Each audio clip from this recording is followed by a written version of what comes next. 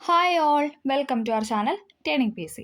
അപ്പോൾ നമ്മൾ പഠിച്ചുകൊണ്ടിരിക്കുന്നത് 10th ലെവൽ മെയിൻസിന് വേണ്ടിയിട്ടുള്ള പ്രിപ്പറേഷനാണ് അല്ലേ. സെക്രട്ടറിയേറ്റ് OA, അസിസ്റ്റൻറ്റ് സെയിൽസ്മാൻ, അതോടൊപ്പം ഡിഗ്രി പ്രിലിംസിനൊക്കെ വേണ്ടിയിട്ടുള്ള എക്സാം ക്രാക്ക് ചെയ്യാൻ പാകത്തിനുള്ള ക്വസ്റ്റ്യൻസ് വിത്ത് റിലേറ്റഡ് ഫാക്റ്റാണ് നമ്മൾ പഠിച്ചുകൊണ്ടിരിക്കുന്നത്. ഇന്ന് നമ്മൾ മറ്റൊരു ക്വസ്റ്റ്യൻ പേപ്പറാണ് എടുത്തിരിക്കുന്നത്. 10th ലെവലിലെ തന്നെ ഒരു ക്വസ്റ്റ്യൻ പേപ്പർ എടുത്തിട്ടാണ് വന്നിരിക്കുന്നത്. ഓക്കെ, അപ്പോൾ നമുക്ക് ക്ലാസ്സിലോട്ട് കിടക്കാം. ആദ്യത്തെ ചോദ്യം: പരുത്തി നെയ്ത്തുകാരുടെ എല്ലുകൾ ഇന്ത്യൻ സമുദ്രങ്ങളെ വെളുപ്പിക്കുന്നു. ആരുടെ പ്രസ്താവനയാണെന്നാണ് ചോദിക്കുന്നത്. ഉത്തരം ആരുടെയാണ്? ഓപ്ഷൻ സി ആണ് അല്ലെ, വില്യം ബെന്റിക് ആണ്.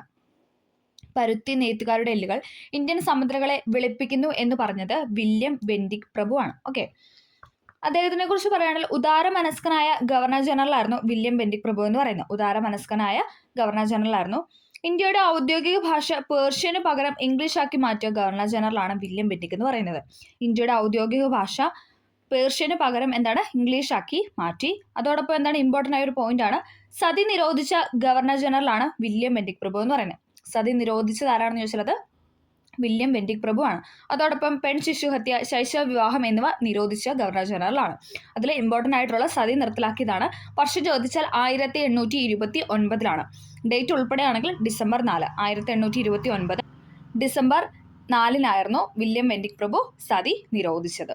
ഓക്കെ, അടുത്ത ചോദ്യം: താഴെ പറയുന്ന പ്രസ്താവനകളിൽ ശരിയായത് ഏതെന്നാണ് ചോദിച്ചിരിക്കുന്നത്. ശരിയായ ഉത്തരം എന്ന് പറയുന്നത് ഓപ്ഷൻ ബി ആണ്. ഒന്ന് മാത്രമാണ് ഇവിടെ ശരിയായിട്ട് കൊടുത്തിരിക്കുന്നത്. കാൺപൂർ കേന്ദ്രമാക്കി സ്വാതന്ത്ര്യ സമരം നയിച്ചിരുന്ന നേതാക്കന്മാരായിരുന്നു നാനാ സാഹിബും താന്തിയോ തോപ്പി. എന്താണ്?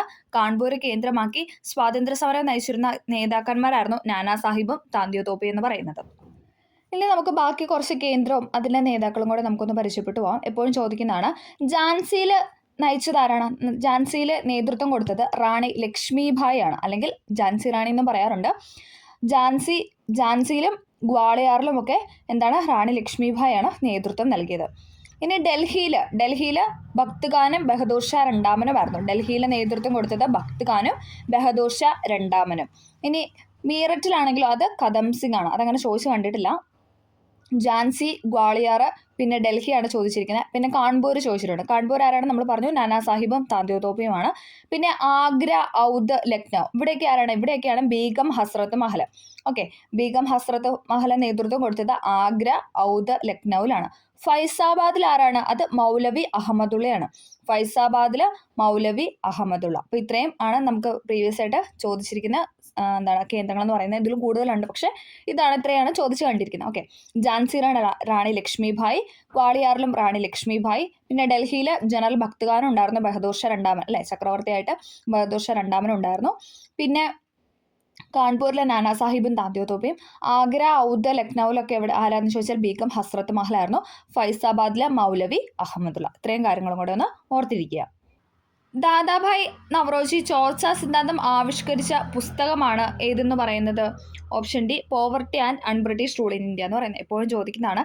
ദാദാഭായ് നവറോജി ചോർച്ചാ സിദ്ധാന്തം അവതരിപ്പിച്ച പുസ്തകമാണ് poverty and un-British rule in India എന്ന് പറയുന്നത്. ഇന്ത്യയുടെ വന്ധ്യവയോധികൻ എന്നറിയപ്പെടുന്നത് ആരാണ്? അത് ദാദാഭായ് നവറോജിയാണ്. ഇന്ത്യയുടെ വന്ധ്യവയോധികൻ എന്നറിയപ്പെടുന്നത് ദാദാഭായ് നവറോജി. ഇന്ത്യൻ സാമ്പത്തിക ശാസ്ത്രത്തിന്റെയും രാഷ്ട്രതന്ത്ര ശാസ്ത്രത്തിന്റെയും പിതാവ് എന്നറിയപ്പെടുന്നതും ദാദാഭായ് നവറോജിയാണ്. ഇന്ത്യൻ സാമ്പത്തിക ശാസ്ത്രത്തിന്റെയും രാഷ്ട്രതന്ത്ര ശാസ്ത്രത്തിന്റെയും പിതാവ് എന്നറിയപ്പെടുന്നു. പിന്നെന്താണ്, ബ്രിട്ടീഷ് പാർലമെന്റിൽ അംഗമായ ആദ്യത്തെ ഏഷ്യക്കാരനാണ് ദാദാഭായ് നവറോജി എന്ന് പറയുന്നത്. ഇമ്പോർട്ടൻ്റ് ആണ്. ബ്രിട്ടീഷ് പാർലമെന്റിൽ അംഗമായ ആദ്യത്തെ ഏഷ്യക്കാരനാണ് ദാദാഭായ് നവറോജി. ബ്രിട്ടനിൽ ഇന്ത്യയുടെ ആദ്യ അനൗദ്യോഗിക പ്രതിനിധിയായിരുന്നു ദാദാഭായ് നവറോജി. ബ്രിട്ടനിൽ ഇന്ത്യയുടെ ആദ്യത്തെ അനൗദ്യോഗിക പ്രതിനിധിയായിരുന്നു ദാദാഭായ് നവറോജി എന്ന് പറയുന്നത്. ഇന്ത്യയുടെ ദേശീയ വരുമാനം ആദ്യമായിട്ട് കണക്കാക്കിയ വ്യക്തിയും എന്താണ്? ദാദാഭായ് നവറോജിയാണ്. ഇന്ത്യയുടെ ദേശീയ വരുമാനം ആദ്യമായിട്ട് കണക്കാക്കിയത് ആരാണെന്ന് ചോദിച്ചാൽ അത് ദാദാഭായ് നവറോജിയാണ്. പിന്നെ ഒരു പ്രീവിയസ് ഇയർ ക്വസ്റ്റ്യൻ ആണ്, ബ്രിട്ടീഷ് കാലഘട്ടത്തിൽ ഇന്ത്യൻ സമ്പദ് വ്യവസ്ഥയിൽ ഉണ്ടായ തകർച്ചയെ വെളിപ്പെടുത്തുന്ന ചോർച്ചാ സിദ്ധാന്തം ആരുടെ സംഭാവനയാണെന്ന് ചോദിച്ചാൽ അതും ആരുടെയാണ്? അത് ദാദാഭായ് നവറോജിയുടേതാണ്. ചോർച്ചാ സിദ്ധാന്തം ദാദാഭായ് നവറോജി. പിന്നെ അദ്ദേഹത്തിന്റെ പത്രങ്ങളാണ് വോയിസ് ഓഫ് ഇന്ത്യ, റാസ്ത് ഗോഫ്താർ എന്ന് പറയുന്നത്. അല്ലെ, വോയിസ് ഓഫ് ഇന്ത്യ ആണ് എപ്പോഴും ചോദിച്ചു കണ്ടിരിക്കുന്നത്. അദ്ദേഹത്തിന്റെ ദാദാഭായ് നവറോജിയുടെ പത്രങ്ങളാണ് വോയിസ് ഓഫ് ഇന്ത്യ, റാസ്ത് ഗോഫ്താർ എന്ന് പറയുന്നത്. അപ്പോൾ ഇത്രയും ഇമ്പോർട്ടൻ്റ് ആയ കാര്യങ്ങളാണ് അദ്ദേഹത്തെ പറ്റി പറയാനുള്ളത്. ഇനിയും അധികമുണ്ട്, പക്ഷേ നമ്മൾ എപ്പോഴും ചോദിച്ചു കണ്ടിരിക്കുന്ന കാര്യങ്ങളാണ് പറഞ്ഞു പോകുന്നത്. ഓക്കെ, അടുത്തത്: ഇന്ത്യയിലെ മുസ്ലിങ്ങളുടെ സാമൂഹികവും വിദ്യാഭ്യാസപരവുമായ പുരോഗതിക്കായി സ്ഥാപിച്ച സംഘടനയാണ് ഏതെന്ന് പറയുന്നത്. ഓപ്ഷൻ സി അലിഗഡ് പ്രസ്ഥാനം എന്ന് പറയുന്നത്. ഇന്ത്യയിലെ മുസ്ലിങ്ങളുടെ സാമൂഹികവും വിദ്യാഭ്യാസപരവുമായ പുരോഗതിക്കായി സ്ഥാപിച്ച സംഘടനയാണ് അലിഗഡ് പ്രസ്ഥാനം എന്ന് പറയുന്നത്. അലിഗഡ് പ്രസ്ഥാനത്തിന്റെ സ്ഥാപകനാണെന്ന് ചോദിച്ചാൽ ആരാണ്? അത് സർ സെയ്ദ് അഹമ്മദ് ഖാൻ ആണ്. അലിഗഡ് പ്രസ്ഥാനത്തിന്റെ സ്ഥാപകൻ ആരാണെന്ന് ചോദിച്ചാൽ അത് സർ സെയ്ദ് അഹമ്മദ് ഖാൻ ആണ്. ഇന്ത്യയിലെ മുസ്ലിങ്ങളുടെ സാമൂഹികവും വിദ്യാഭ്യാസപരവുമായ പുരോഗതിക്കായിട്ട് വാദിച്ച വ്യക്തിയാണ് ആരെന്ന് പറഞ്ഞാൽ സർ സെയ്ദ് അഹമ്മദ് ഖാൻ എന്ന് പറയുന്നത്. ഇന്ത്യയിലെ മുസ്ലിങ്ങളുടെ സാമൂഹികവും വിദ്യാഭ്യാസപരവുമായ പുരോഗതിക്ക് വേണ്ടിയിട്ട് വാദിച്ച വ്യക്തിയാണ് സർ സെയ്ദ് അഹമ്മദ് ഖാൻ എന്ന് പറയുന്നത്. ഓക്കെ, അടുത്തത് രാജാറാം മോഹൻ റോയ് തുടക്കം കുറിച്ച പത്രങ്ങൾ ഏതൊക്കെയാണെന്നാണ് ചോദിച്ചിരിക്കുന്നത്. രാജാറാം മോഹൻ റോയ് തുടക്കം കുറിച്ച പത്രങ്ങളാണ് ഏതൊക്കെ? മിറാത്തുൽ അക്ബറും സമ്പാദ് കൗമുദിയും. ഓപ്ഷൻ ബി ആണ് 3ഉം 4. മിറാത്തുൽ അക്ബറും സമ്പാദ് കൗമുദിയാണ് രാജാറാം മോഹൻ റോയ് തുടക്കം കുറിച്ച പത്രങ്ങൾ എന്ന് പറയുന്നത്.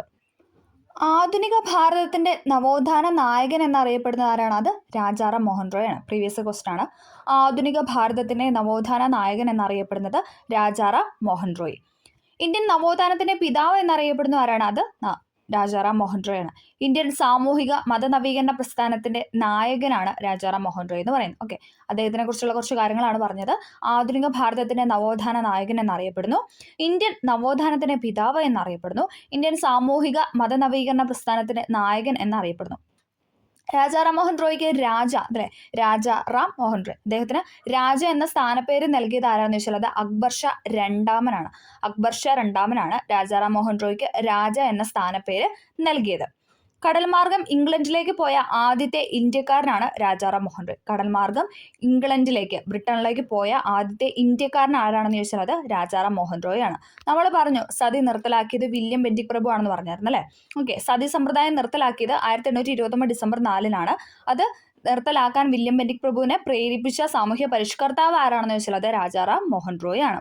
സതി സമ്പ്രദായത്തിനെതിരെ നിയമം പാസ്സാക്കാൻ വില്യം ബെന്റിക് പ്രഭുവിനെ പ്രേരിപ്പിച്ച സാമൂഹിക പരിഷ്കർത്താവാണ് ആര്? രാജാറാം മോഹൻ റോയ് എന്ന് പറയുന്നത്. സ്ത്രീകളുടെ പദവി ഉയർത്തുന്നതിനായി അവർക്ക് സ്വത്തിനുമേൽ അവകാശം നൽകണമെന്ന് വാദിച്ച സാമൂഹ്യ പരിഷ്കർത്താവാണ് രാജാറാം മോഹൻ റോയ് എന്ന് പറയുന്നത്.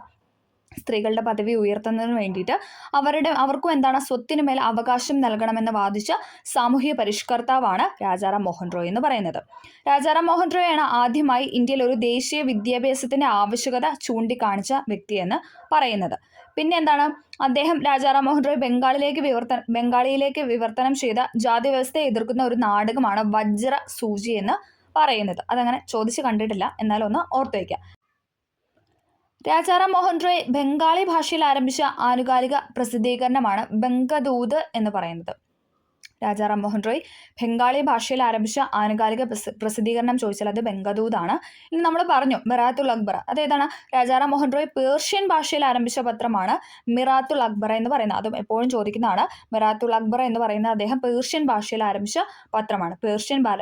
ഭാഷയിൽ ആരംഭിച്ച പത്രമാണ് മിറാത്തുൽ അക്ബർ എന്ന് പറയുന്നത്. ഓക്കെ, ആധുനിക ഇന്ത്യയുടെ പിതാവ് എന്നറിയപ്പെടുന്നു. അപ്പം നമ്മൾ പറഞ്ഞായിരുന്നു അല്ലേ, ആധുനിക ഭാരതത്തിന്റെ നവോത്ഥാന നായകൻ, ആധുനിക ഇന്ത്യയുടെ പിതാവ് എന്നറിയപ്പെടുന്നു, ഇന്ത്യൻ നവോത്ഥാനത്തിന്റെ പിതാവ്, ഇന്ത്യൻ സാമൂഹിക മതനവീകരണ പ്രസ്ഥാനത്തിന്റെ നായകൻ. പിന്നെ സതി സമ്പ്രദായം നിർത്തലാക്കാൻ വേണ്ടിയിട്ട് വില്യം ബെന്റിക് പ്രഭുവിനെ പ്രേരിപ്പിച്ച സാമൂഹ്യ പരിഷ്കർത്താവാണ് രാജാറാം മോഹൻ റോയ്. സ്ത്രീകളുടെ പദവി ഉയർത്തുന്നതിന് വേണ്ടിയിട്ട് അവർക്ക് സ്വത്തിന് മേൽ അവകാശം നൽകണമെന്ന് വാദിച്ച സാമൂഹ്യ പരിഷ്കർത്താവാണ് രാജാറാം മോഹൻ റോയ് എന്ന് പറയുന്നത്. ഓക്കെ, അപ്പോൾ ഇത്രയും കാര്യങ്ങളൊന്ന് ഓർത്തു വയ്ക്കുക.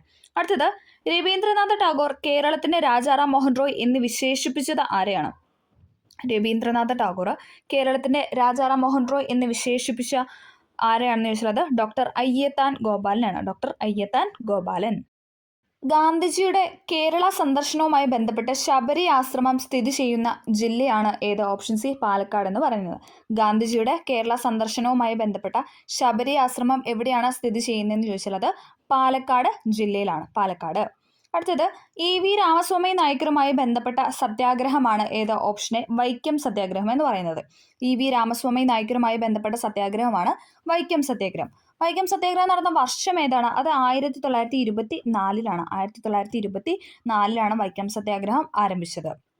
അയിത്തത്തിനെതിരെ ഇന്ത്യയിൽ നടന്ന ആദ്യത്തെ ആസൂത്രിത സമരമായിരുന്നു ഏതെന്ന് പറഞ്ഞ വൈക്കം സത്യാഗ്രഹം എന്ന് പറയുന്നത് അല്ലെ. ഒരു സംഘടിത കലാപമാണ് വൈക്കം സത്യാഗ്രഹം എന്ന് പറയുന്നത്. ആരംഭിച്ചത് നമ്മൾ പറഞ്ഞു 24, ഡേറ്റ് ചോദിച്ചാൽ അത് മാർച്ച് 30-നാണ്. സത്യാഗ്രഹം ആരംഭിച്ചത് 24 മാർച്ച് 30-നായിരുന്നു.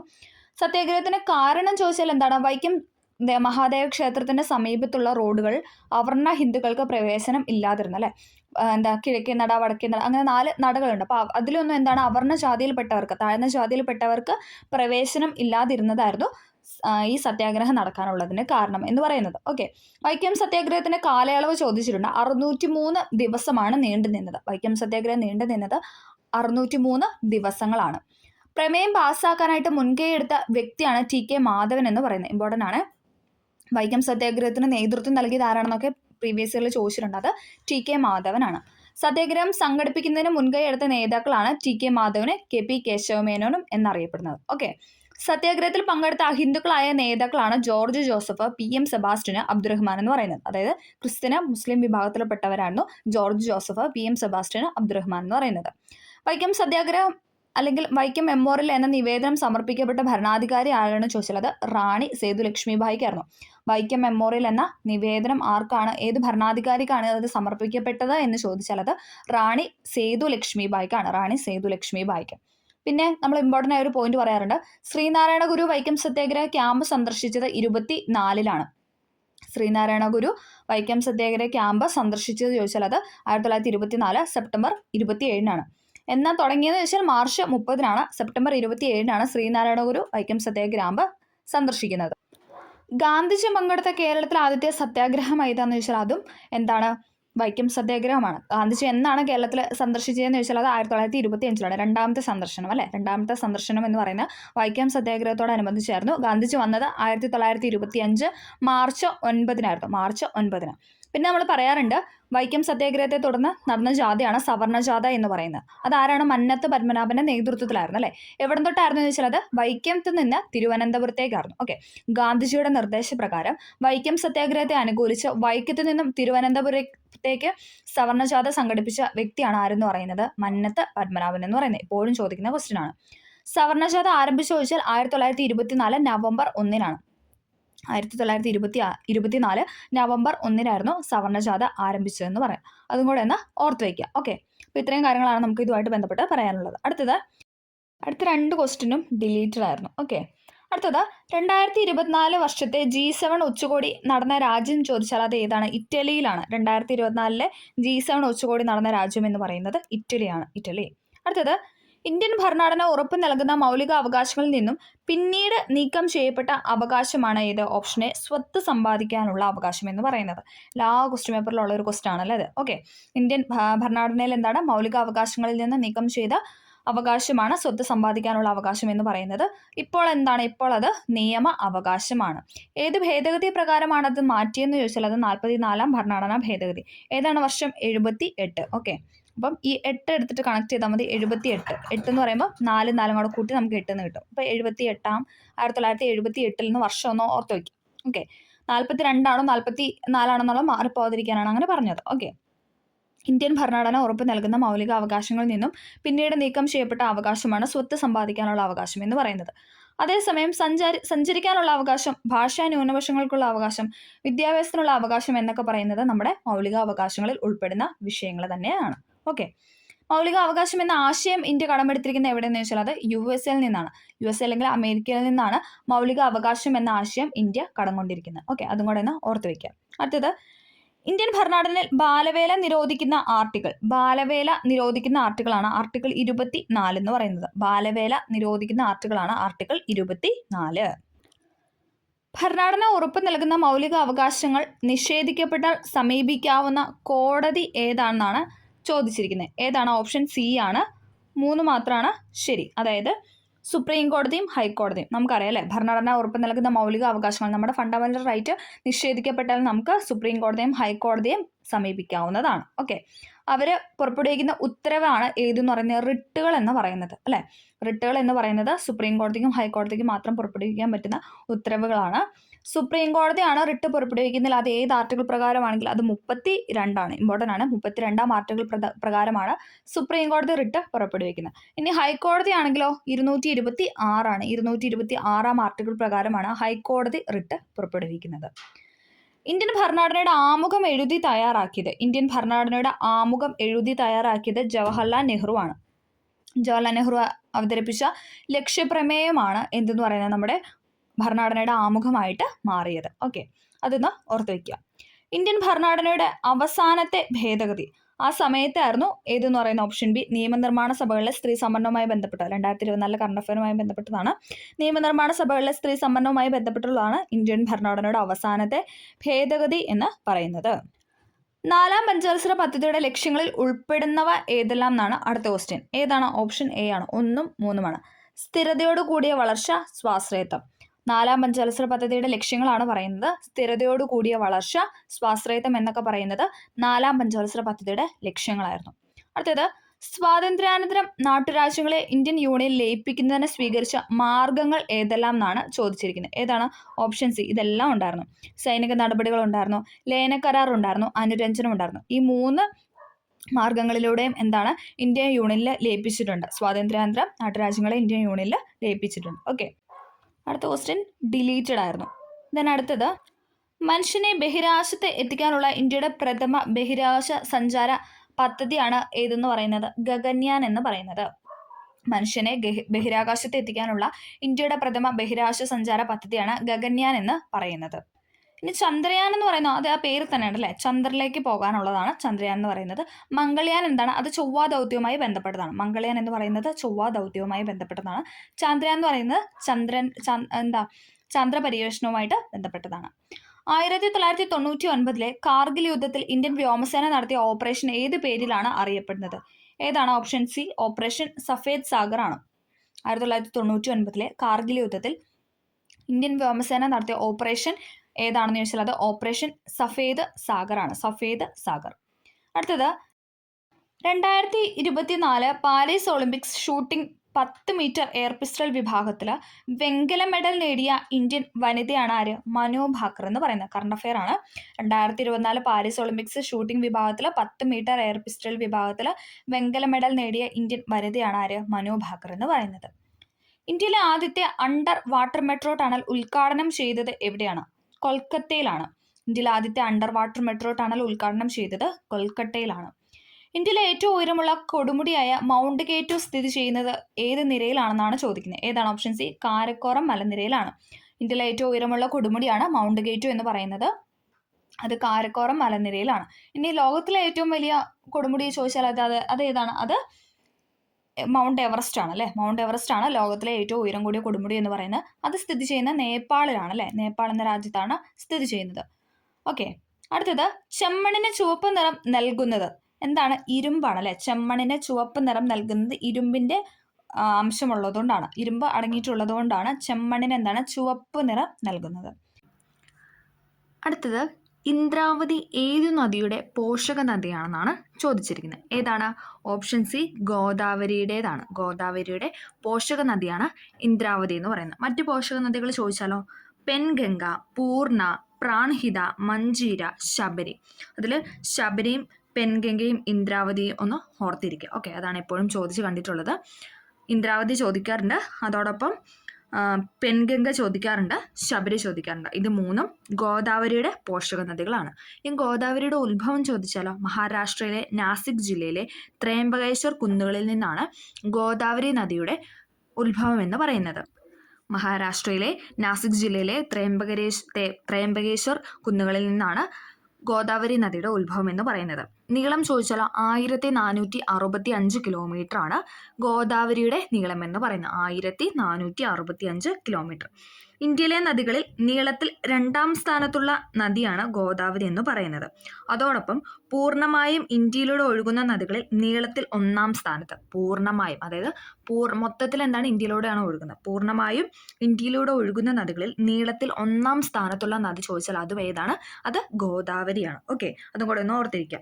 ദക്ഷിണേന്ത്യയിലെ ഏറ്റവും നീളം കൂടിയ നദി ചോദിച്ചാലോ? അങ്ങനെ ചോദിക്കാറുണ്ട്. നമുക്ക് പ്രീവിയസ് ആയിട്ട് ചോദിച്ച ക്വസ്റ്റ്യൻ ആണ്. ദക്ഷിണേന്ത്യയിലെ ഏറ്റവും നീളം കൂടിയ നദിയാണ് ഗോദാവരി എന്ന് പറയുന്നത്.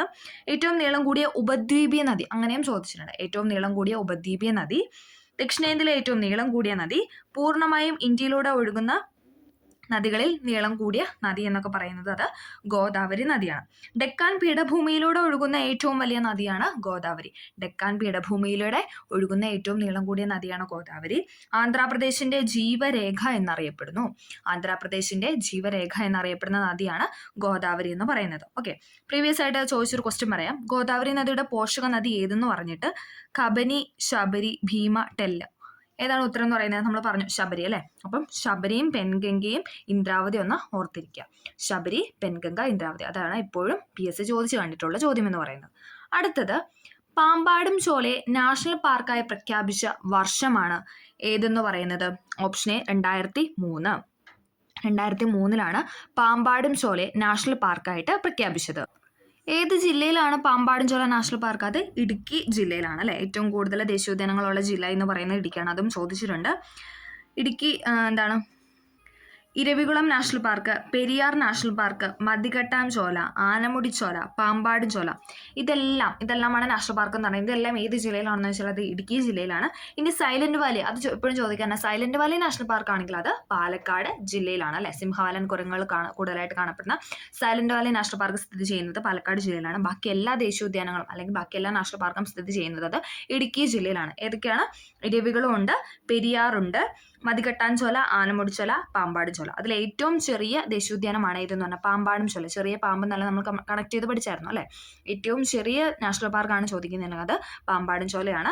വർഷം ചോദിച്ചാൽ ഏതാണ്? 2003. ഓക്കെ. ഇനി കേരളത്തിലെ ആദ്യത്തെ ദേശീയോദ്യാനം ചോദിക്കുകയാണെങ്കിൽ അത് പ്രീവിയസ് ഇയർ ക്വസ്റ്റൻ ആണ്. കേരളത്തിലെ ആദ്യത്തെ ദേശീയോദ്യാനമാണ് ഇരവികുളം ദേശീയോദ്യാനം. ഇടുക്കി ജില്ലയിലാണ് നമ്മൾ പറഞ്ഞത് അല്ലേ. വർഷം ചോദിച്ചാൽ 1978. 1978 ഇരവികുളം നാഷണൽ പാർക്ക് വന്നത്. അതും ഇടുക്കി ജില്ലയിലാണ്. ഓക്കെ.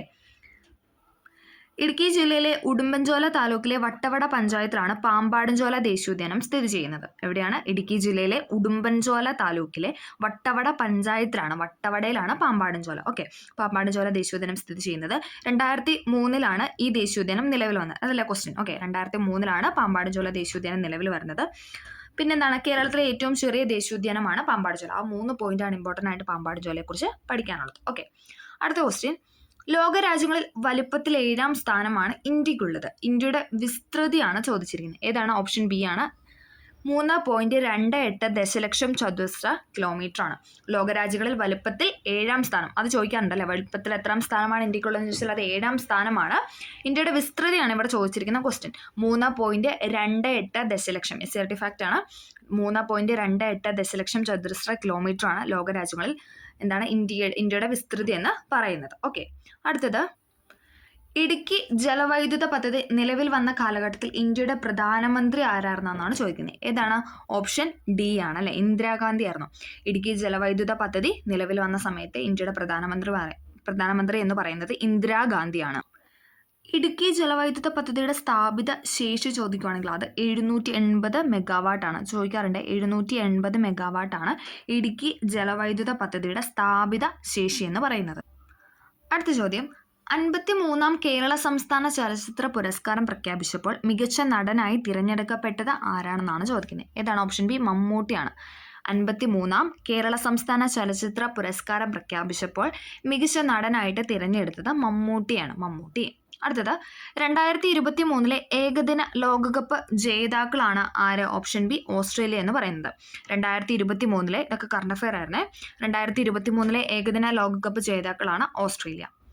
കക്കാട് ജലസേചന പദ്ധതി സ്ഥിതി ചെയ്യുന്നത് ഏത് ജില്ലയിലാണ്? കക്കാട് ജലസേചന പദ്ധതി സ്ഥിതി ചെയ്യുന്നത് ഓപ്ഷൻ എ പത്തനംതിട്ട ജില്ലയിലാണ്. അതോടൊപ്പം പത്തനംതിട്ടയിലുള്ള മറ്റ് അണക്കെട്ടുകളാണ് ഇത് പമ്പ, കക്കി എന്ന് പറയുന്നത്. പമ്പയും കക്കിയും ഏതാണ്? അതും പത്തനംതിട്ട ജില്ലയിലാണ്. ഓക്കെ. കക്കാട്, പമ്പ, കക്കി എന്ന് പറയുന്നത് 3ഉം പത്തനംതിട്ട ജില്ലയിലാണ്. ഓക്കെ. ഇനി തെന്മല ചോദിച്ചാലോ? അത് കൊല്ലത്താണ്. തെന്മല കൊല്ലം. കല്ലട ചോദിച്ചാൽ അത് കൊല്ലത്താണ്. കല്ലട കൊല്ലം, തെന്മല കൊല്ലം, പരപ്പാറ് അതൊന്നും ചോദിച്ചു കണ്ടിട്ടില്ല. തെന്മലയും കല്ലടയാണ് എപ്പോഴും ചോദിക്കുന്നത്. ഈ പേപ്പാറ ചോദിക്കാറുണ്ട്. പേപ്പാറ എവിടെയാണ്? തിരുവനന്തപുരമാണ്. പേപ്പാറ തിരുവനന്തപുരം ജില്ലയിലാണ്. ഓക്കെ. നെയ്യാറാണെങ്കിലോ? നെയ്യാറും എന്താണ്? തിരുവനന്തപുരം ജില്ലയിലാണ്. നെയ്യാറ് തിരുവനന്തപുരം. ഇനി ഭൂതത്താൻകെട്ട് ആണെങ്കിലോ? അത് എറണാകുളം ജില്ലയിലാണ്. ഭൂതത്താൻകെട്ട് എറണാകുളം ജില്ലയിൽ. ഇടമലയാറും എറണാകുളം ജില്ലയിലാണ്. മുല്ലപ്പെരിയാറ്, നേര്യമംഗലം, ചെങ്കുളം, പൊന്മുടി, ആനയിറങ്കൽ, മാട്ടുപ്പെട്ടി, ചെറുതോണി ഇതൊക്കെ ഏത് ജില്ലയിലാണ്? ഇതൊക്കെ ഇടുക്കി ജില്ലയിലാണ്. മുല്ലപ്പെരിയാറ്, നേര്യമംഗലം, ചെങ്കുളം, പൊന്മുടി, ആനയിറങ്കൽ, മാട്ടുപ്പെട്ടി എന്നൊക്കെ പറയുന്നത് ഇടുക്കി ജില്ലയിലാണ്. ഓക്കെ. അടുത്തത്, ബാണാസുര സാഗർ ഡാം എവിടെയാണ്? അത് വയനാട് ജില്ലയിലാണ്. ചോദിക്കാറുണ്ട്. ബാണാസുര സാഗർ ഡാം സ്ഥിതി ചെയ്യുന്നത് വയനാട് ജില്ലയിലാണ്. ഓക്കെ. കുറ്റ്യാടി എവിടെയാണ്? കുറ്റ്യാടി കോഴിക്കോട് ജില്ലയിലാണ്. കുറ്റ്യാടി സ്ഥിതി ചെയ്യുന്നത് കോഴിക്കോട് ജില്ലയിലാണ്. ഓക്കെ. അപ്പം നമുക്ക് ഒന്നും കൂടെ ഒന്ന് പറയാം. പമ്പ, കക്കി, കക്കാട് ഇത് മൂന്നും ഏതാണ്? പത്തനംതിട്ട ജില്ലയിലാണ്. തെന്മല, കല്ലട ഇത് രണ്ടും കൊല്ലം ജില്ലയിലാണ്. പേപ്പാറ എവിടെയാണ്? പേപ്പാറ തിരുവനന്തപുരം. അതോടൊപ്പം നെയ്യാറും തിരുവനന്തപുരം ജില്ലയിലാണ്. ഭൂതത്താൻകെട്ട് അത് എറണാകുളം ജില്ലയിലാണ്. ഭൂതത്താൻകെട്ട് എറണാകുളം ജില്ലയിലാണ്. ഇനി ഇടമലയാറ്, മുല്ലപ്പെരിയാറ്, നേര്യമംഗലം, ചെങ്കുളം, പൊന്മുടി, ആനയിറങ്കൽ, മാട്ടുപ്പെട്ടി, ചെറുതോണി ഇതൊക്കെ എവിടെയാണ്? ഇതൊക്കെ കേൾക്കുമ്പോൾ തന്നെ നമുക്കറിയാം അല്ലേ, ഇടുക്കി ജില്ലയിലാണ്. ഇതൊക്കെ സ്ഥിതി ചെയ്യുന്നത് ഇടുക്കി ജില്ലയിലാണ്. ഓക്കെ, ഇനി ബാണാസുര സാഗർ ഡാം എവിടെയാണ്? അത് വയനാട് ജില്ലയിലാണ്. ഏത് നദിയാണെന്ന് ചോദിച്ചാൽ അത് കബനിയാണേ. ഓക്കെ, കബനി നദിയിലാണ്. ബാണാസുര സാഗർ ഡാം വയനാട് ജില്ലയിലാണ്. അപ്പോൾ ഇത്രയും കാര്യങ്ങളൊന്ന് ഓർത്ത് വയ്ക്കുക. അടുത്ത ചോദ്യം, കേരളത്തിൻ്റെ ഔദ്യോഗിക ഫലമായി ചക്ക പ്രഖ്യാപിക്കപ്പെട്ട വർഷമാണ് ചോദിക്കുന്നത്. ഏതാണ്? ഓപ്ഷൻ സി 2018 കേരളത്തിൻ്റെ ഔദ്യോഗിക ഫലം എന്നറിയപ്പെടുന്ന ചക്കയാണ്. ഏത് വർഷത്തിലാണ് പ്രഖ്യാപിച്ചതെന്ന് ചോദിച്ചാൽ അത് 2018. 2018. ഓക്കെ, അടുത്തത് റാം കെയർ ഓഫ് ആനന്ദി എന്ന അഖിൽ പി ധർമ്മജൻ എഴുതിയ നോവലിലെ കഥാപാത്രം അല്ലാത്തത് ആരാണെന്നാണ് ചോദിക്കുന്നത്. ഓപ്ഷൻ സി സുമതിയാണ് അല്ലാത്തത്. മല്ലി, രേഷ്മ, കിരൺ എന്ന് പറയുന്നതാണ് റാം കെയർ ഓഫ് ആനന്ദി എന്ന അഖിൽ പി ധർമ്മജൻ എഴുതിയ നോവലിലെ പ്രധാന കഥാപാത്രങ്ങൾ എന്ന് പറയുന്നത്. ഓക്കെ, ഇമ്പോർട്ടൻ്റ് ആണ്. മല്ലി, രേഷ്മ, കിരൺ. ഓക്കെ, അടുത്തത് ഓൺലൈൻ ഗെയിം വഴിയുള്ള വരുമാനത്തിന് നിശ്ചയിച്ചിട്ടുള്ള നികുതി എത്ര ശതമാനമാണെന്നാണ് ചോദിക്കുന്നത്. ഏതാണ്? Option C 30%. ഓൺലൈൻ ഗെയിം വഴിയുള്ള വരുമാനത്തിന് നിശ്ചയിച്ചിട്ടുള്ള നികുതി എത്ര ശതമാനമാണെന്ന് ചോദിച്ചാൽ അത് 30% ആണ്. 30%. അടുത്തത്, കേരളത്തിൽ ശതമാന അടിസ്ഥാനത്തിൽ ഏറ്റവും കൂടുതൽ വനഭൂമി ഉള്ളത് ഏത് ജില്ലയിലാണ്? ശതമാന അടിസ്ഥാനത്തിലാണ് ചോദിച്ചിരിക്കുന്നത്. ഏതാണ്? അത് വയനാട് ജില്ലയിലാണ്. ഓപ്ഷൻ ബി വയനാട് ജില്ലയിലാണ്. ഇനി കേരളത്തിൽ ഏറ്റവും കൂടുതൽ വനഭൂമി ഉള്ളതാണ് അങ്ങനെ ഒരു ചോദ്യമായിരുന്നെങ്കിൽ അത് ഇടുക്കി ജില്ലയിലായിരുന്നു. പക്ഷെ ഇവിടെ ശതമാന അടിസ്ഥാനത്തിലാണ് ചോദിച്ചിരിക്കുന്നത്. ശതമാന അടിസ്ഥാനത്തിൽ വരുമ്പോൾ അത് വയനാട് ജില്ലയിലാണ്. ഓക്കെ, അടുത്തത് പാതിരാമണൽ ദ്വീപ് സ്ഥിതി ചെയ്യുന്ന ജില്ല. പാതിരാമണൽ ദ്വീപ് സ്ഥിതി ചെയ്യുന്ന ജില്ലയാണ് ആലപ്പുഴ എന്ന് പറയുന്നത്. പാതിരാമണൽ ദ്വീപ് സ്ഥിതി ചെയ്യുന്ന ജില്ലയാണ് ആലപ്പുഴ. എഫ് ആകൃതിയിലുള്ള കേരളത്തിലെ കായലാണ് ഏത്? ശാസ്താംകോട്ട എന്ന് പറയുന്നത്. എഫ് ആകൃതിയിലുള്ള കേരളത്തിലെ കായൽ ചോദിച്ചാൽ അത് ശാസ്താംകോട്ട കായലാണ്. ഇനി അതേസമയം കേരളത്തിലെ ശുദ്ധജല തടാകം, ഏറ്റവും വലിയ ശുദ്ധജല തടാകമാണ് ചോദിക്കുന്നത്. അതും ഏതാണ്? ശാസ്താംകോട്ട കായൽ തന്നെയാണ്. ഓക്കെ, കേരളത്തിലെ ഏറ്റവും വലിയ ശുദ്ധജല തടാകമാണ് ശാസ്താംകോട്ട കായൽ എന്ന് പറയുന്നത്. ഏത് ജില്ലയിലാണെന്ന് ചോദിച്ചാൽ അത് കൊല്ലം ജില്ലയിലാണ്. കൊല്ലം ജില്ലയിലാണ് ശാസ്താംകോട്ട കായൽ സ്ഥിതി ചെയ്യുന്നത്. ഇനി പനയുടെ അല്ലെങ്കിൽ നീരാളിയുടെ ആകൃതിയിൽ കാണപ്പെടുന്ന കായൽ ചോദിച്ചാൽ അത് അഷ്ടമുടി കായലാണ്. പന അല്ലെങ്കിൽ നീരാളി മുടി എന്ന് ഓർത്താൽ മതി. നീരാളിക്ക് ഇങ്ങനെ കുറേ വാല് പോലെ ഉണ്ടല്ലോ, അപ്പോൾ അത് വെച്ചിട്ട് നമ്മൾ അത് മുടിയാണ് കണക്ട് ചെയ്ത് അഷ്ടമുടി കായൽ ഓർത്തിരിക്കും. ഓക്കെ, പനയുടെ അല്ലെങ്കിൽ നീരാളിയുടെ ആകൃതിയിൽ കാണപ്പെടുന്ന കായലാണ് അഷ്ടമുടി കായൽ. എഫ് ആകൃതി നമ്മൾ പറഞ്ഞു ശാസ്താംകോട്ട കായലാണ്.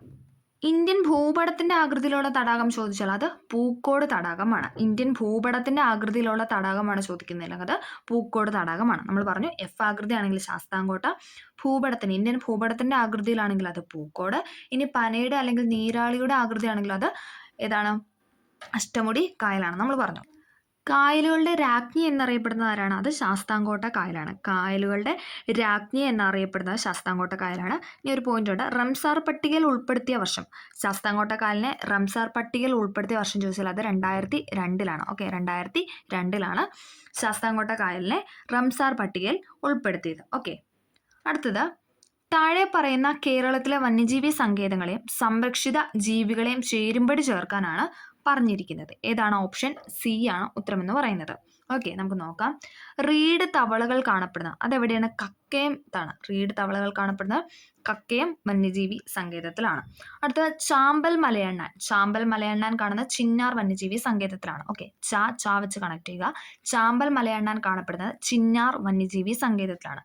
സിംഹവാലൻ കുരങ്ങ് നമ്മൾ പറഞ്ഞല്ലേ, സിംഹവാലൻ കുരങ്ങുകൾ കാണപ്പെടുന്നത് സൈലന്റ് വാലി ദേശീയോദ്യാനത്തിലാണ്.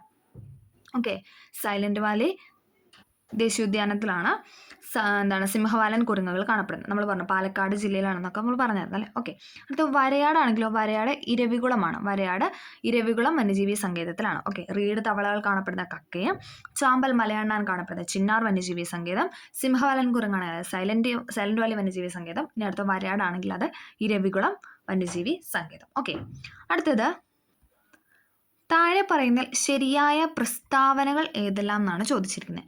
ഇതെല്ലാം ശരിയായിട്ട് കൊടുത്തിരിക്കുന്നതാണ്. ഓക്കെ. ഇന്ത്യയുടെ തെക്ക് വടക്ക് നീളം എന്ന് പറയുന്നത് 3214 കിലോമീറ്റർ ആണ്. ഇന്ത്യയുടെ തെക്ക് വടക്ക് നീളം അല്ലേ, നീളം മുകളിൽ നിന്ന് താഴെ വരെ എന്താണ് 3214 കിലോമീറ്റർ ആണ് ഉള്ളത്. ഇന്ത്യയുടെ മാനക രേഖാംശം 82.5 പൂർവ്വ രേഖാംശമാണ്. ഇന്ത്യയുടെ മാനക രേഖാംശം എന്ന് പറയുന്നത് 82.5 പൂർവ്വ രേഖാംശം. ഇതെല്ലാം SCERT ഫാക്റ്റ് ആണ്. ഇന്ത്യയുടെ ഏറ്റവും വടക്കേ അറ്റത്തുള്ളത് ഇന്ദിരാ കോളാണ്. ഇന്ത്യയുടെ ഏറ്റവും വടക്കേ അറ്റത്തുള്ള പോയിന്റിനാണ് നമ്മൾ ഇന്ദിരാ കോൾ എന്ന് പറയുന്നത്. ഇനി തെക്കേ അറ്റമാണെങ്കിലും അത് ഇന്ദിരാ പോയിന്റ് ആണ്. ഓക്കെ. ഇന്ദിരാ കോളാണ് വടക്കേ അറ്റം. ഇന്ത്യയുടെ ഏറ്റവും തെക്കേ അറ്റത്തുള്ളത് ഇന്ദിരാ പോയിന്റ് ആണ്. ഓക്കെ. ഇന്ത്യയുടെ തെക്ക് വടക്ക് നീളം എന്ന് പറയുന്നത് 3214 കിലോമീറ്റർ ആണ്. ഇന്ത്യയുടെ മാനക രേഖാംശം, ഇപ്പോഴും ചോദിക്കാറുള്ള മാനക രേഖാംശം എന്ന് പറയുന്നത് 82.5 പൂർവ്വ രേഖാംശമാണ്. 82.5 പൂർവ്വ രേഖാംശമാണ് ഇന്ത്യയുടെ മാനക രേഖാംശം എന്ന് പറയുന്നത്. ഇന്ത്യയുടെ ഏറ്റവും വടക്കേ അറ്റത്തുള്ളത് ഇന്ദിരാ കോളാണ്. ഇന്ത്യയുടെ ഏറ്റവും വടക്കേ അറ്റത്തുള്ളത് ഇന്ദിരാ കോള്. ഇന്ത്യയുടെ ഏറ്റവും തെക്കേ അറ്റത്തുള്ളത് ഇന്ദിരാ പോയിന്റ് ആണ്. ഓക്കെ. അടുത്തത്, ഇന്ത്യയിലെ ജലസേചന പദ്ധതികളുമായി ബന്ധപ്പെട്ട പ്രസ്താവനകൾ താഴെ നൽകിയിരിക്കുന്നു. ഇതിൽ ശരിയായ പ്രസ്താവന തിരഞ്ഞെടുക്കാനാണ് പറഞ്ഞിരിക്കുന്നത്. ഓപ്ഷൻ സി ആണ് ഇവിടെ ഉത്തരമായിട്ട് കൊടുത്തിരിക്കുന്നത്.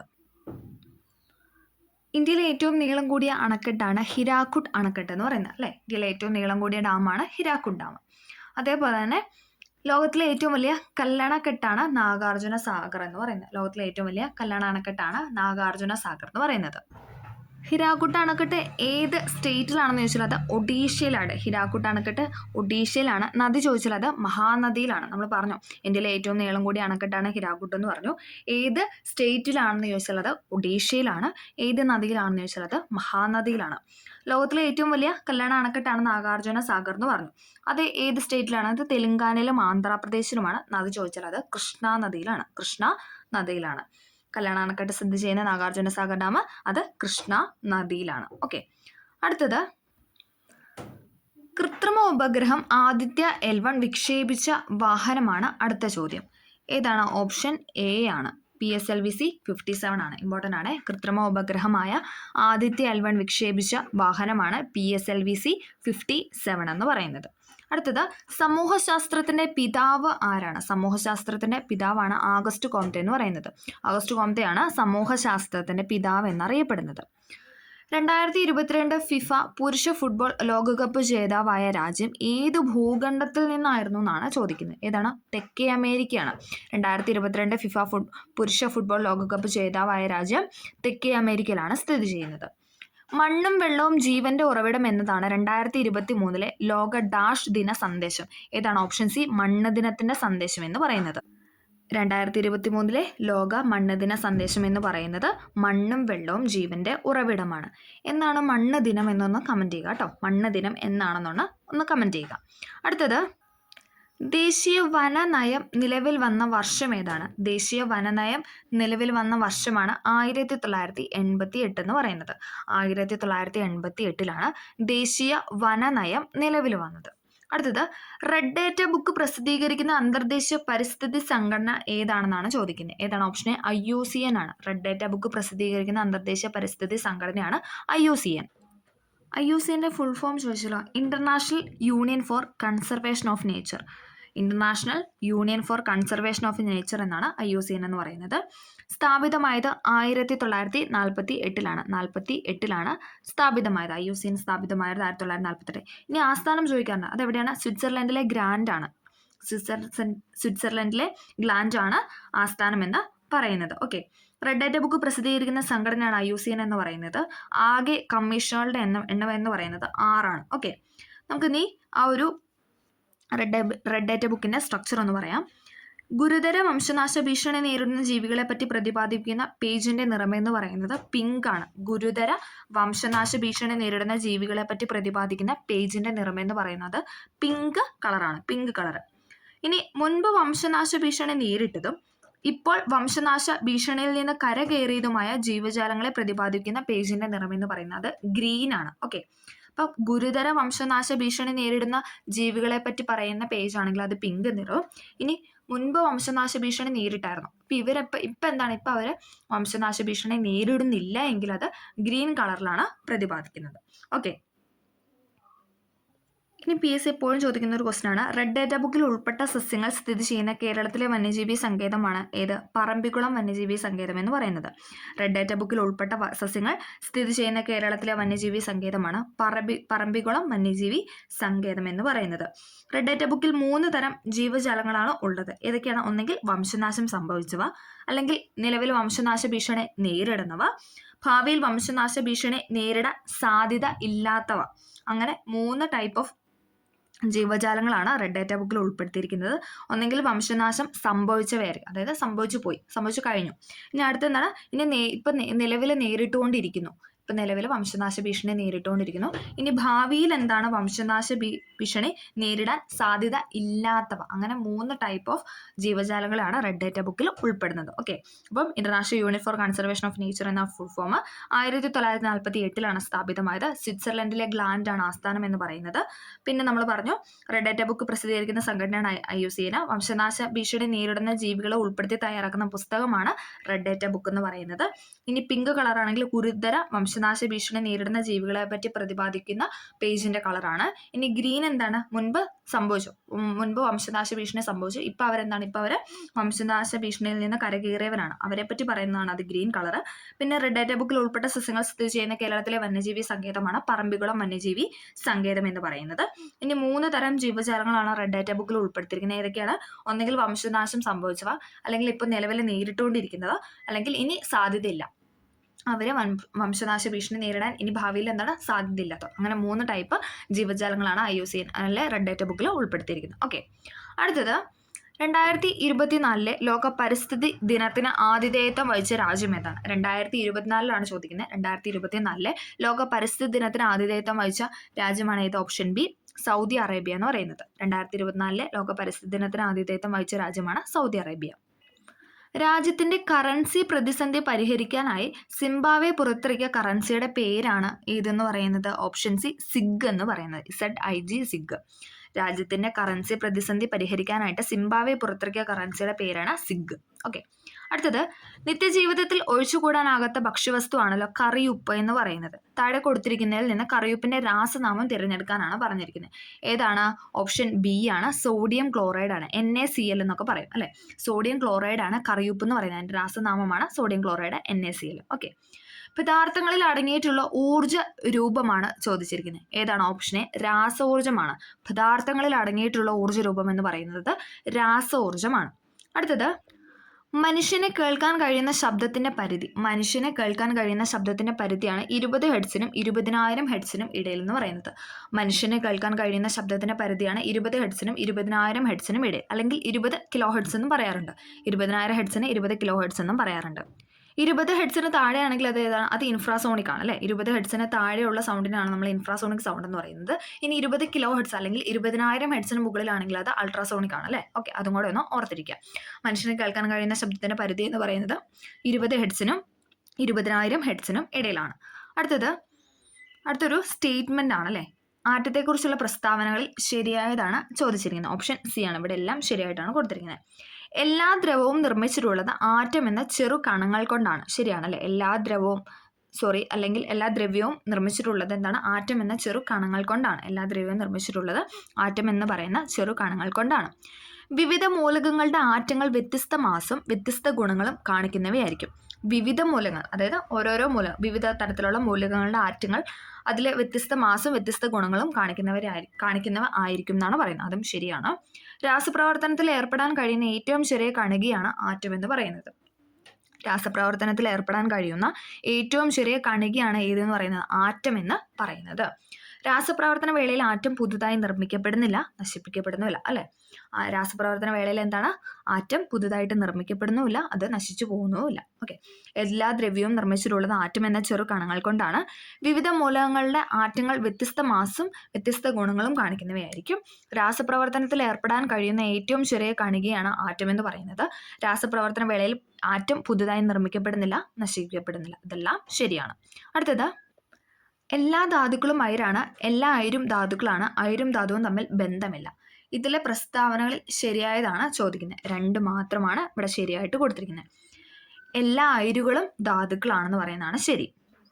എല്ലാ അയിരും ധാതുക്കളാണ്. എല്ലാ ധാതുക്കളും അയിരാണോ? തെറ്റാണ് അല്ലേ. എല്ലാ ധാതുക്കളും അയിരല്ല, തെറ്റാണ്. എല്ലാ അയിരുകളും ധാതുക്കളാണ്, എല്ലാ ധാതുക്കളും അയിരുകളല്ല. അത് തെറ്റായിട്ടുള്ള പോയിന്റാണ്. ഇവിടെ ശരിയായിട്ടുള്ളത് എല്ലാ അയിരുകളും ധാതുക്കളാണെന്നുള്ള പോയിന്റാണ്. ഓക്കെ, എല്ലാ അയിരും ധാതുക്കളാണ്, എല്ലാ ധാതുക്കളും അയിരുകളല്ല. ഓക്കെ, അടുത്തത് 2024 ലോക പരിസ്ഥിതി ദിനത്തിന്റെ തീം എന്താണെന്നാണ് ചോദിക്കുന്നത്. നമ്മൾ പറഞ്ഞു സൗദി അറേബ്യയിലാണ് 2024 ലോക പരിസ്ഥിതി ദിനം നടന്നതെന്ന് നമ്മൾ പറഞ്ഞായിരുന്നു. ഇനി അതിന്റെ തീമാണ് ഇവിടെ ചോദിച്ചിരിക്കുന്നത്. ഏതാണ്? ഓപ്ഷൻ എ ആണ്. ഭൂമി പുനഃസ്ഥാപിക്കൽ, മരുഭൂകരണം, വരൾച്ച പ്രതിരോധം. 2024 ലോക പരിസ്ഥിതി ദിനത്തിന്റെ തീമാണ് ഭൂമി പുനഃസ്ഥാപിക്കൽ, മരുഭൂകരണം, വരൾച്ച പ്രതിരോധം എന്ന് പറയുന്നത്. 2023 രസതന്ത്ര നൊബേൽ സമ്മാന ജേതാവ് എത്ര പേർക്ക് ലഭിച്ചു എന്നാണ് ചോദിക്കുന്നത്. ഏതാണ്? ഓപ്ഷൻ ബി ആണ്. 3 പേർക്കാണ് രസതന്ത്ര നൊബേൽ സമ്മാനം ലഭിച്ചത്. 3 പേർക്ക്.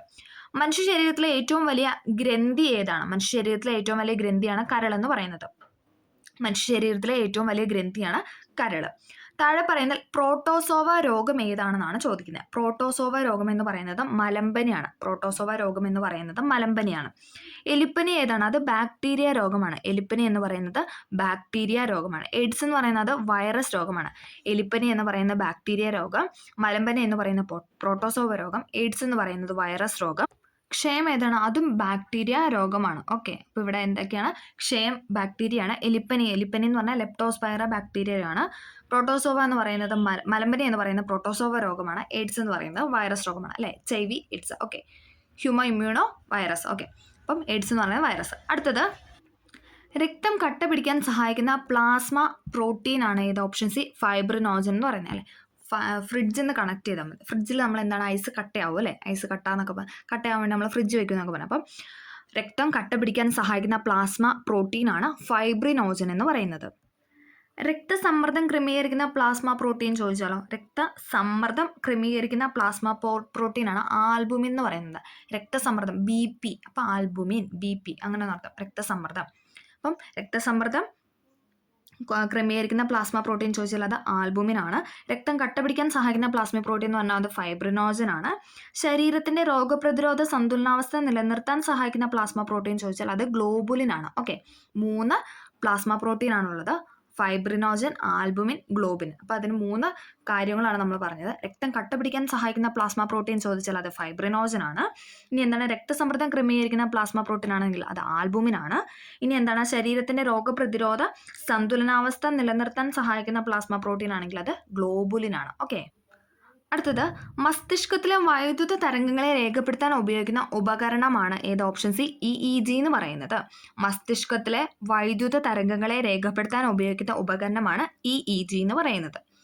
അടുത്തത് രോഗകാരികളായ സൂക്ഷ്മജീവികളുടെ മരുന്നുകളോടുള്ള അതിജീവന ശേഷിക്കെതിരെ പോരാടാൻ ലക്ഷ്യം വെച്ച് കേരളത്തിൽ നടപ്പിലാക്കിയ കർമ്മ പദ്ധതിയുടെ പേരാണ്. ഏത്? ഓപ്ഷൻ എ കർസാപ്പ് എന്ന് പറയുന്നത്. രോഗകാരികളായ സൂക്ഷ്മജീവികളുടെ മരുന്നുകളോടുള്ള അതിജീവന ശേഷിക്കെതിരെ പോരാടാൻ ലക്ഷ്യം വെച്ച് കേരളത്തിൽ നടപ്പിലാക്കിയ കർമ്മ പദ്ധതിയാണ് കർസാപ്പ് എന്ന് പറയുന്നത്. സസ്യകോശങ്ങളിൽ തൊട്ടടുത്ത കോശങ്ങളെ ബന്ധിപ്പിക്കുന്ന കോശദ്രവ്യ പാത ഏതാണെന്നാണ് ചോദിക്കുന്നത്. ഏതാണ്? ഓപ്ഷൻ സി ആണ്. പ്ലാസ്മോഡെസ്മേറ്റ എന്ന് പറയുന്നതാണ്. പ്ലാസ്മോഡെസ്മേറ്റ ആണ് സസ്യകോശങ്ങളിൽ തൊട്ടടുത്ത കോശങ്ങളെ ബന്ധിപ്പിക്കുന്ന കോശദ്രവ്യ പാത എന്ന് പറയുന്നത്. അമീബിക് മെനിഞ്ചോ എൻസെഫലൈറ്റിസ് ലോകത്തിന്റെ രോഗകാരി ഏതാണ്? ഓപ്ഷൻ ബി നെഗ്ലേറിയ ഫൈലേറി ആണ്. നെഗ്ലേറിയ ഫൈലേറി ആണ് അമീബിക് മെനിഞ്ചോ എൻസെഫലൈറ്റിസ് രോഗത്തിന്റെ രോഗകാരി എന്ന് പറയുന്നത്. അടുത്തത് ശ്വാസകോശത്തെ ആവരണം ചെയ്ത് കാണുന്ന ഇരട്ട സ്തരമാണ്. ഏത്? ഓപ്ഷൻ ബി പ്ലൂറ എന്ന് പറയുന്നത്. ശ്വാസകോശത്തെ ആവരണം ചെയ്ത് കാണപ്പെടുന്ന ഇരട്ട സ്തരത്തിന് പറയുന്ന പേരാണ് പ്ലൂറ. താഴെ പറയുന്നതിൽ പോർട്ടൽ സിരയുമായി ബന്ധമുള്ള പ്രസ്താവനകൾ ഏതെല്ലാം? ഏതാണ്? ഓപ്ഷൻ ബി ആണ്. 2ഉം 4ഉമാണ് ശരിയായിട്ട് കൊടുത്തിട്ടുള്ളത്. അവയവങ്ങളിൽ നിന്ന് അവയവങ്ങളിലേക്ക് രക്തം വഹിക്കുന്നതാണ് പോർട്ടൽ സിര എന്ന് പറയുന്നത്. അവയവങ്ങളിൽ നിന്ന് അവയവങ്ങളിലേക്ക് രക്തം വഹിക്കുന്ന സിരയാണ് പോർട്ടൽ സിര. പോഷക ഘടകങ്ങളെ വില്ലസിൽ നിന്ന് കരളിൽ എത്തിക്കുന്നതും പോർട്ടൽ സിരയാണ്. പോഷക ഘടകങ്ങളെ വില്ലസിൽ നിന്നും കരളിൽ എത്തിക്കുന്ന സിര ചോദിച്ചാൽ അതും പോർട്ടൽ സിരയാണ്. അവയവങ്ങളിൽ നിന്ന് അവയവങ്ങളിലേക്ക് രക്തം വഹിക്കുന്ന സിര ചോദിച്ചാൽ അതും പോർട്ടൽ സിരയാണ്. ഓക്കെ, അതൊന്ന് ഓർത്തു വയ്ക്കുക. കേരളത്തിലെ ആദ്യത്തെ ബയോ റിസോഴ്സ് നാച്ചുറൽ പാർക്കാണ്. ഏത്? ഓപ്ഷൻ സി നിലമ്പൂർ എന്ന് പറയുന്നത്. കേരളത്തിലെ ആദ്യത്തെ ബയോ റിസോഴ്സ് നാച്ചുറൽ പാർക്കാണ് നിലമ്പൂർ. അടുത്ത ക്വസ്റ്റ്യൻ ഡിലീറ്റഡ് ആയിരുന്നേ.